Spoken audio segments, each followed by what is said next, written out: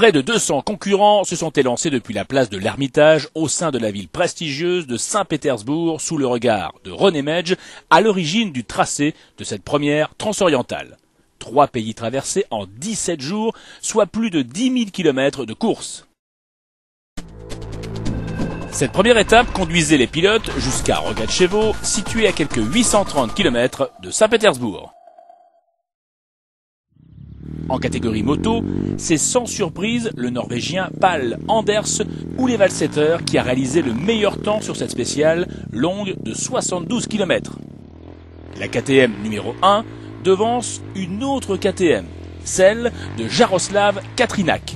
Le Slovèque réussit l'exploit de terminer à une petite seconde de celui qui est considéré à juste titre comme le grand favori de cette transorientale. Il signe même le meilleur temps absolu de la journée.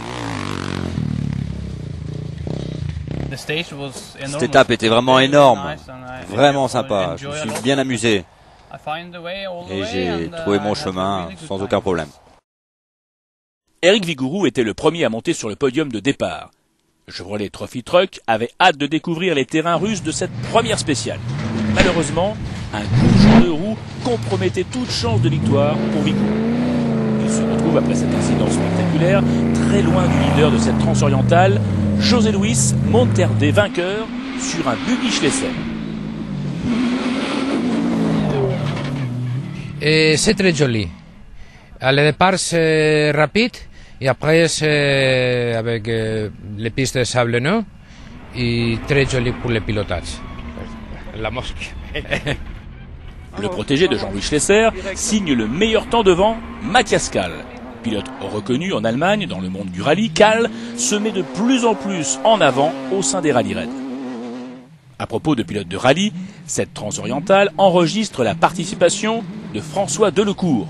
Le vice-champion du monde 93 des rallyes emmène son buggy SMG à la 3e place de la journée. J'ai roulé à mon rythme, j'ai essayé de ne pas prendre de risques surtout. Il y a eu quelques petites erreurs, notamment un tout droit. On s'est un tout petit peu perdu, mais rien de grave, je pense, à l'échelle du rallye. Et je sais pas, je pense que ça fait dans les 3e temps, quelque chose comme ça. On n'a pas trop d'idée des temps derrière. Mais sinon ça va bien, on n'a pas de soucis, la voiture est bien et je commence à prendre mes marques. En camion, c'est Teroy qui remporte cette première étape. Le camion marche vraiment bien.